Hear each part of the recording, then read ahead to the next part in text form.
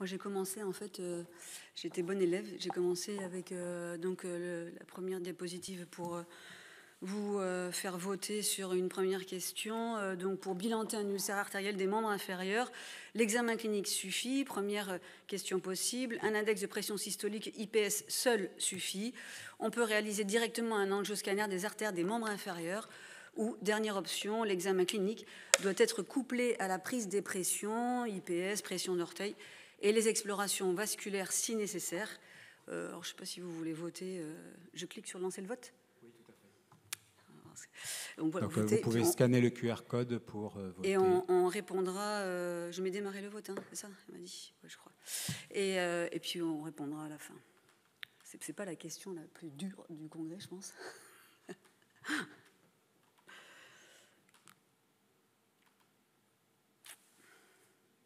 Et après, je termine le vote, hein, c'est ça? Voilà, donc ouais. Quand tu le souhaites, tu termines le vote.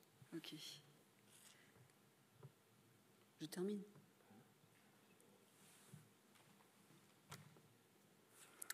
Retournez au slide. Yes, ok. Parfait. Bon, donc voilà, moi je suis médecin vasculaire à l'hôpital du Bouscat et je m'occupe d'une unité de prise en charge des plaies chroniques. Donc je vais essayer de vous parler des ulcères artériels. Quelques messages clés pour démarrer. Donc comme je vais essayer de vous le démontrer, l'ulcère artériel peut survenir à tous les stades précoces de l'artérite. On imagine le patient en ischémie critique, un stade terminal, bon voilà, plutôt le bout du chemin. Je vais vous montrer que ça peut arriver malheureusement avant. Je vais essayer de vous montrer aussi que la chirurgie vasculaire ne résout pas tous les problèmes, d'où l'intérêt de l'intervention d'une équipe multidisciplinaire. C'est démontré dans la littérature, ça diminue de 80% le taux d'amputation, en particulier chez les patients diabétiques.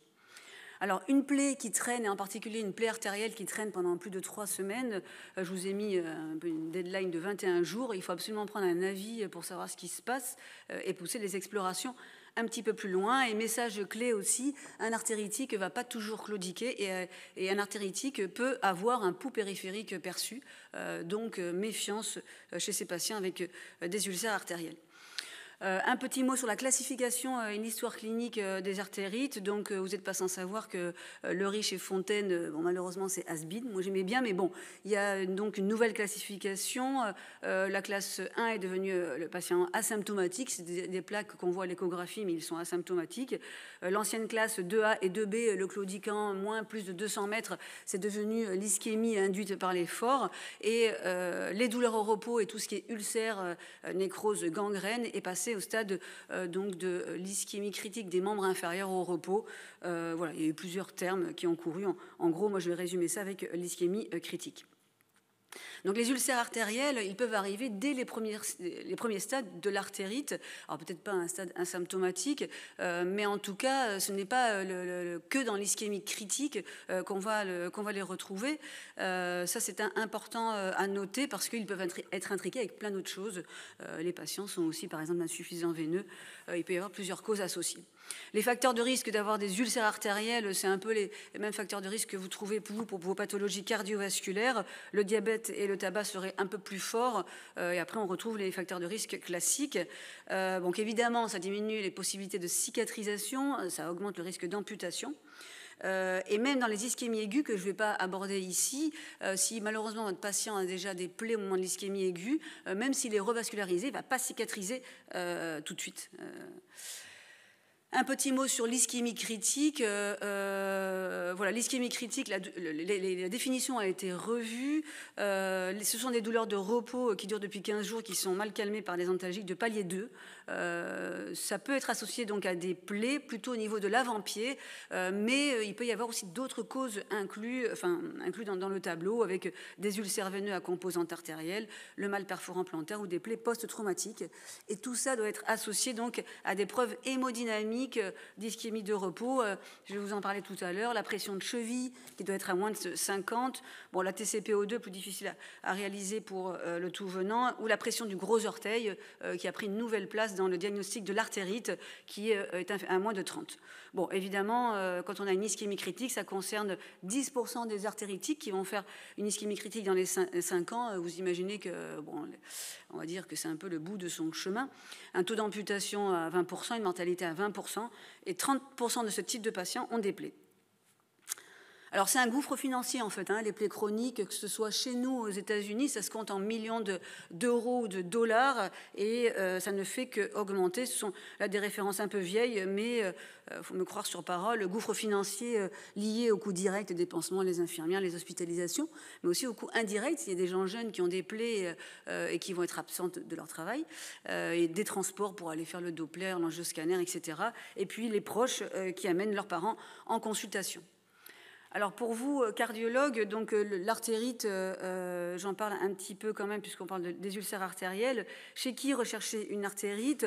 Il y a des recommandations qui ont été vues par les sociétés savantes françaises en se basant sur les recommandations internationales. Il est important quand on voit un ulcère artériel de dépister l'artérite, mais de savoir aussi chez qui il faut la rechercher avant de tomber dans les ulcères artériels. Donc chez le coronarien, l'insuffisance cardiaque et le valvulaire, en particulier le rétrécissement aortique, il faut penser à chercher une artérite chez ces patients, car si elle est présente, c'est de moins pronostic. Et inversement, que rechercher chez les patients artéritiques avec des ulcères artériels? Donc, quand on a posé le diagnostic, il faut penser qu'ils peuvent être coronariens, ils peuvent avoir des plaques carotidiennes. Il y a quand même 20% des artéritiques qui ont des sténoses carotidiennes asymptomatiques et qui sont à un stade de pourcentage quand même important. Votre patient artéritique avec des ulcères artériels peut être insuffisant cardiaque. Il y a beaucoup de publications sur l'artérite et les ulcères artériels et la fibrillation auriculaire avec une association très négative des deux, parce que souvent c'est des gens un peu âgés et malades. Donc IPS anormal et fibrillation auriculaire, c'est un facteur de risque indépendant de mortalité, de saignement majeur sous anticoagulants. Voilà une littérature assez importante. Et puis rechercher une valvulopathie. Tout ça, dans les deux cas, chez qui rechercher une artérite ou qu'est-ce qu'on recherche chez un patient artéritique, même si l'artérite est asymptomatique. Alors, je ne vous parlerai pas du pied diabétique, hein, c'est notre premier patient qu'on a vu au Bousca à 5h du soir un vendredi, parce que c'est particulier, il y a des congrès entiers sur le pied diabétique. Bon, c'est une catastrophe, hein. Moins de 10% des médecins examinent les pieds de leurs patients. Un tiers des patients qui ont des plaies ont eu leur pouls palpé par le médecin. Voilà, donc les pauvres sont mal partis. Et puis, bon, vous n'êtes pas sans savoir que artérite et diabète font très mauvais ménage. Et quand vous êtes diabétique, bon, très haut risque de mourir assez rapidement. Voilà, donc je ne vais pas en parler directement, je vais quand même en parler en filigrane parce que ça reste un patient complexe. Toutes les 30 secondes dans le monde, un orteil, un pied, une jambe est amputé à cause du diabète. C'est pire que les mines antipersonnelles en particulier. Donc, évoquer un ulcère artériel, bon, évidemment, il y a la douleur qu'on connaît tous, ces douleurs de décubitus. Le patient est obligé de s'asseoir au bord du lit, il est obligé de marcher pour calmer les douleurs. En fait, il faut bien réaliser que s'ils n'ont pas des douleurs de repos, tous ne vont pas claudiquer, c'est une petite minorité. 6% des patients claudiquent, donc attention aux claudications atypiques. Et puis attention aux patients qui vont vous dire j'ai les jambes lourdes, quand je marche, je sens que ça ne va pas, j'ai moins de force, avec un cercle vicieux de déconditionnement qui se passe chez les artéritiques qui fait qu'au bout d'un moment, ils ne marchent plus, évidemment, ils ont pas mal aux jambes. L'examen des axes artériels, ça reste quand même un examen intéressant de palper les poux périphériques, souffle vasculaire ou masse battante. Le diabétique est dans sa bulle particulière puisque l'examen clinique ne peut ne pas être très sensible. Il peut avoir peu de symptômes parce que souvent il y a une neuropathie. Et même si vous palpez tous les poux périphériques, comme ils ont souvent les artères distales calcifiées, il ne faut pas éliminer une artérite. Donc on va regarder le pied avec une peau sèche, froide, une dépilation, un test que je vais vous montrer des photos, un test qui est facile à faire, c'est l'érythrocyanose de déclitivité, c'est-à-dire que votre pied est rouge quand il est dans le plan d'examen ou la jambe pendante et vous surélevez le pied et le pied pâlit. Ça c'est un signe classique d'ischémie et après le temps de recoloration aussi. La localisation de la plaie sont des plaies suspendues ou alors sur les zones de frottement, les malléoles, les orteils, très classiques, les plaies interorteils.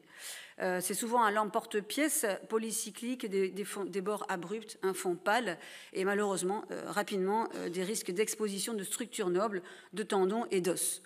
Donc voilà le test de déclitivité. Bon, sur votre gauche, bon, évidemment, on sent qu'il y a un problème au niveau de l'orteil. Il est clair qu'il est artéritique. Mais à droite, c'est vrai que ce n'est pas toujours évident. Donc vous soulevez les pieds, le pied pâlit, c'est un bon examen. La coque talonnière vide, bon, c'est un peu plus anecdotique, mais et puis en dessous, là, vous voyez le pied avec cet aspect typique. En haut, à gauche, Vous avez donc ces plaies des coups de pied, sur votre droite les orteils, en bas à gauche les ulcères à l'emporte-pièce et à droite des plaies avec des bords nécrotiques, bon, des aspects assez typiques. Alors, il va falloir confirmer l'étiologie artérielle. Donc, les examens cliniques de ce type, index de pression systolique, pression du gros orteil, ont une part qui est mise très en avant dans les dernières recommandations. Alors, l'IPS, bon, voilà, tout le monde tape sur l'IPS, mais on peut encore le faire, et notamment quand on est dans une structure non spécialisée, c'est tout à fait indiqué de le faire. Il reste un bon indicateur, pas parfait, il s'interprète, mais qui reste valable si votre IPS est à moins de 0,9. Quand la pression de cheville baisse au stade d'ischémie critique, on parle plutôt de pression de cheville à moins de 50. La pression du gros orteil, donc ça excite beaucoup les médecins vasculaires, et en effet, on a raison d'en parler, puisque nos patients ont souvent des artères calcifiées avec des IPS faussement rassurants, et ça permet vraiment de dépister les patients artéritiques. On prend en gros la tension du gros orteil quand il est encore là, ce qui n'est pas toujours le cas chez les patients artéritiques. Donc c'est normal quand c'est supérieur à 70 mm de mercure, et on fait un rapport pareil, pression de gros orteil sur la pression humérale, avec les chiffres là qui s'affichent, une ischémie critique si c'est à moins de 30. Le bon flux Doppler continu est toujours d'actualité aussi, avec la classification de Saint-Bonnet. On est content quand le flux est triphasique, et ensuite évidemment quand il devient monophasique avec un flux diastolique, c'est que les choses se passent moins bien, et ça reste un indicateur encore très très fiable et très intéressant. TCPO2, les médecins vasculaires, nous, on aime bien ça, plus difficile à réaliser voilà, au pied du patient. Donc, votre patient ne sera pas artéritique s'il a un IPS entre 0,9 et 1,3. Les artères incompressibles supérieures à 1,3, ben, on ne sait jamais trop, il vaut mieux aller jeter un coup d'œil. Et s'il a une pression d'orteil supérieure à 0,75 avec un bon flux Doppler triphasique. Vous allez bien sûr aller à l'écho-Doppler artériel. C'est un examen qui reste vraiment intéressant, qui est non invasif et qui va donner cet aspect dynamique qu'on n'a pas du tout avec les autres examens explorant les axes vasculaires périphériques. Bon, voilà, vous allez localiser les sténoses, dépister un anévrisme de l'aorte abdominale. On voit le retentissement fonctionnel. C'est pas parce que vous avez une sténose à 70% qu'il faut sauter sur le patient ou que c'est la cause de l'ulcère artériel, mais ça reste donc un examen intéressant, avec des chiffres clés, notamment pour les plaies et les pieds diabétiques, où il faut aller vite aux examens plus invasifs quand vous avez un écho-Doppler artériel pathologique et des pressions de cheville à moins de 50, un IPS inférieur à 0,5 et des pressions d'orteil à moins de 30. Toujours pour confirmer l'étiologie artérielle chez votre patient qui a des ulcères, donc on peut faire un IPS post-exercice. Après, on va aller rapidement à l'angio-IRM des membres inférieurs, qui reste un examen performant, en tout cas dans les recommandations pour l'artérite. Bon, le problème, c'est l'accessibilité de l'examen. Le problème, c'est vrai que c'est bien pour la néphrotoxicité, mais on est toujours gêné par les stents. Bon, le pacemaker, je sais que maintenant, on peut le programmer avant-après l'IRM, et puis les patients claustrophobes. L'angioscanner des artères des membres inférieurs a également une bonne sensibilité, une bonne spécificité. Le problème reste l'injection, voilà, la thyroïde, les allergies. On va aller dans des examens invasifs comme ça quand une chirurgie est envisagée. Il y a des classifications qui existent maintenant dans les recommandations pour les ulcères artériels. Bon, ça c'est assez facile à retenir. WIFI, W comme wound, I comme ischémia et FI comme foot infection. Et en fonction, vous allez stratifier votre risque d'amputation et le bénéfice d'une revascularisation. Ça aide à s'orienter. Ça aide à s'orienter parce qu'en effet, ce n'est pas toujours évident de s'orienter. Quand le diagnostic est confirmé, en fait, aucun examen va être définitif, aucun examen isolément va vous permettre de décider la conduite à tenir, et chacun apporte un argument dans la réflexion. Et c'est là où le clinicien entre en jeu, parce que quand vous avez un ulcère artériel comme ça, c'est pas toujours évident d'aller le revasculariser en direct. Et pourquoi ? Parce que ça va dépendre de deux choses. Soit le facteur principal est l'ischémie, c'est vraiment l'artérite qui est au centre du problème, soit elle est non sévère, et à ce moment-là, on va prendre en charge les facteurs de risque cardiovasculaire, le diabète, faire de la cicatrisation dirigée et on réévalue. Soit l'ischémie est sévère, la lésion elle est simple, elle est bien systématisée, facile d'accès. Là, quand tout concorde, en effet, on va aller revasculariser le patient. Et puis après, il y a l'autre cas qui arrive en fait assez souvent, c'est-à-dire que le facteur principal n'est pas l'ischémie, vous avez un ulcère artériel avec une artérite, mais il est aussi insuffisant veineux, il a une infection peut-être des tissus cutanés, il y a peut-être une ostéite associée. Et là, On va réévaluer le degré d'ischémie, traiter tout ce qui ne va pas autour, l'œdème, l'infection, le diabète, et voir ce qui se passe, et puis réévaluer. Après, il faut discuter avec le chirurgien. Il ne faut pas perdre de vue la cause centrale de la plaie. La douleur reste quand même l'élément central de discussion et souvent la chirurgie va permettre de soulager les choses. Voilà, parler avec le chirurgien et évaluer la situation. Quand c'est confirmé que vous voulez vraiment aller à la chirurgie, bon, tout est bien codifié quand votre patient est claudiquant. Donc voilà, maintenant on privilégie les prises en charge endovasculaires le plus possible, en fonction évidemment du type de lésion. Évidemment, dans l'artérite, la rééducation, dans les dernières recommandations, la rééducation vasculaire reste au premier plan dans la prise en charge des plaies, mais on est aussi très centré sur l'inconfort et le problème de l'atteinte de la qualité de vie des patients. C'est-à-dire que oui, il faut le rééduquer, mais si au bout de 2 mètres il a mal au mollet, ça va être compliqué pour le rééducateur. Donc on va aller aussi rapidement à la chirurgie. Mais la rééducation a vraiment une place très importante avant, pendant, après la prise en charge de ces artéritiques. Voilà. Bon, je ne vais pas rentrer dans les détails de la chirurgie. Et qu'en est-il de l'artérite avec des ulcères? Bon, c'est un peu moins bien documenté. En tout cas, on sait que la chirurgie vasculaire, ça ne protège pas de l'ischémie critique. Même si vous débouchez, vous faites cicatriser, tout ça, il peut quand même faire une ischémie critique. Malheureusement, ça ne protège pas de l'amputation à moyen ou long terme. Et puis, en fait, la revascularisation n'a pas montré d'effet vraiment évident sur la cicatrisation des ulcères, d'où l'intérêt d'une prise en charge multidisciplinaire dans un centre de cicatrisation.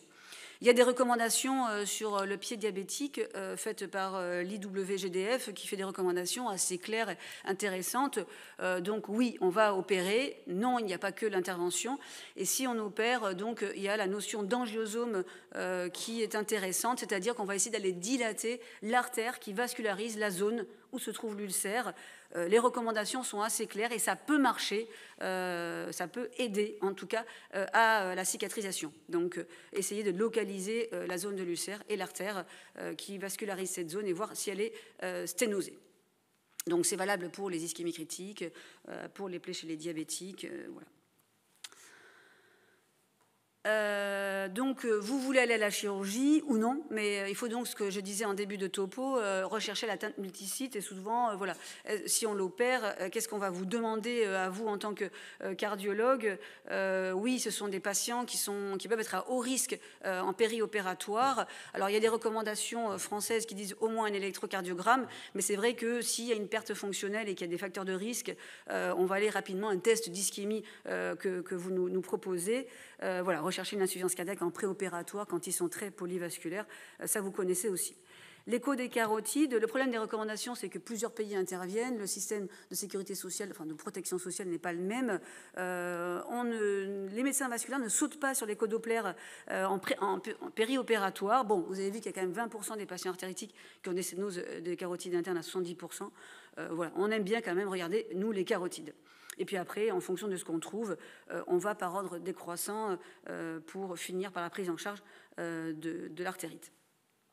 Là, je vais vous présenter un cas qu'on a eu, une dame portugaise qui a fait je ne sais pas trop quoi dans son jardin. En tout cas, elle s'est fait tomber une sorte de porte vitrée sur la jambe avec une plaie assez délabrante qui est venue nous voir après pas mal d'errance médicale. Donc c'est une dame qu'on a pris en charge au niveau de la cicatrisation dirigée qui présentait une artériopathie oblitérante des membres inférieurs, bon, qui s'ignorait puisqu'elle vivait très bien jusqu'à maintenant. On a fait intervenir le chirurgien vasculaire qui a fait un parage. On a mis un traitement par pression négative pour essayer de faire un petit peu place nette et on lui a fait une autogreffe en pastille et elle a été cicatrisée. Donc voilà, cette prise en charge multidisciplinaire qui permet d'éviter un peu des catastrophes chez des patients fragiles. Donc que vous opériez ou que vous opériez pas, de toute façon, vous allez avoir un ulcère à prendre en charge. Je ne vais pas rentrer dans le fond des pansements, mais il y a des erreurs basiques à éviter. Voilà, évidemment, un artéritique, on va dire à l'infirmière de ne pas aller gratter ou de ne pas induire de la douleur. On va essayer vraiment de ne pas faire mal aux patients, que ce soit lors des soins ou avec les pansements. Il y a beaucoup d'erreurs de pansement, le bain de pied avec une petite goutte de javel, ça c'est les patients qui font ça. L'abus d'humidité, c'est une catastrophe pour les plaies artérielles, et l'abus de traumatisme ou d'antiseptique également. Donc, prendre en charge la douleur, oui, il y a la chirurgie, il y a aussi la cicatrisation dirigée. On a des réponses pharmacologiques, on peut poser des catheters périnerveux quand les patients vont vraiment pas très bien. On peut faire des pansements qu'on imbibe de naropéine, qui est un antalgique qu'on utilise en hors AMM. Et après, les réponses non pharmacologiques, c'est les autogreffes de peau qui sont démontrées comme calmant les douleurs classiquement dans les angiodermites, mais également dans les ulcères artériels, comme cette dame qui a été revascularisée 2-3 fois par son chirurgien vasculaire qui ne voulait plus y aller du tout, diabétique, insuffisante rénale, âgée, et qui avait des ulcères assez délabrants et très douloureux, qu'on a tenté de greffer après avoir un peu préparé le terrain et qui a fini par cicatriser. Donc, toute cette prise en charge rentre dans le cadre d'une prise en charge globale et il y a des références très bien documentées sur la nécessité d'une prise en charge globale, notamment dans les dernières recommandations. Donc, ce sont des gens qui sont artéritiques, qui sont sûrement polyvasculaires et qui ont des plaies de jambes et qui vont s'infecter, qui est quand même le summum de l'urgence totale, l'artéritique qui s'infecte, donc à prendre en charge très rapidement, surtout s'il est diabétique, car là, l'amputation va poindre le bout de son nez, et d'où l'intérêt d'une consultation spécialisée, comme je vous le redis, qui permet de diminuer le taux d'amputation. Donc on va prendre en charge les facteurs de risque cardiovasculaires. Le pronostic de l'artérite est lié directement à la prise en charge de ces facteurs de risque, et elle va être intensive si votre patient est diabétique.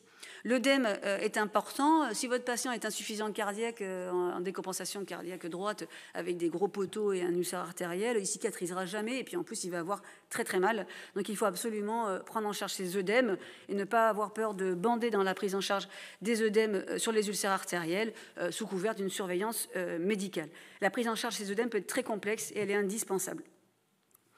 Toujours la prise en charge globale, beaucoup de documentation dans la prise en charge de la dénutrition. Tous les patients qui arrivent claudiquants pour être opérés, beaucoup sont dénutris, et on sait que la dénutrition dans cette population est associée aux événements cardiovasculaires et à l'amputation. C'est un pronostic très négatif. Il faut absolument la prendre en charge en préopératoire, la dépister et la corriger.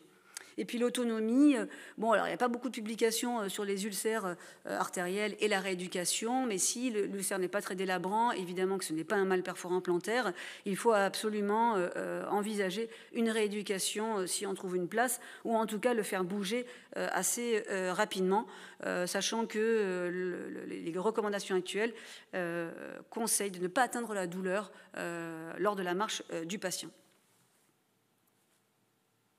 Des diagnostics différentiels, donc en fait je vais vous parler quand même de l'angiodermite nécrosante, qui est une pathologie un peu mystérieuse, non et oui, parce que la prise en charge est complexe. Donc en fait vous n'avez pas vraiment d'artérite, c'est un patient polyvasculaire, hypertendu et diabétique, et souvent il va se cogner à sa machine à laver avec des lésions comme vous voyez sur votre gauche, et qui vont donner des plaies hyperalgiques très difficiles à prendre en charge, et justement qui sont bien calmées par les autogreffes de peau en pastille ou...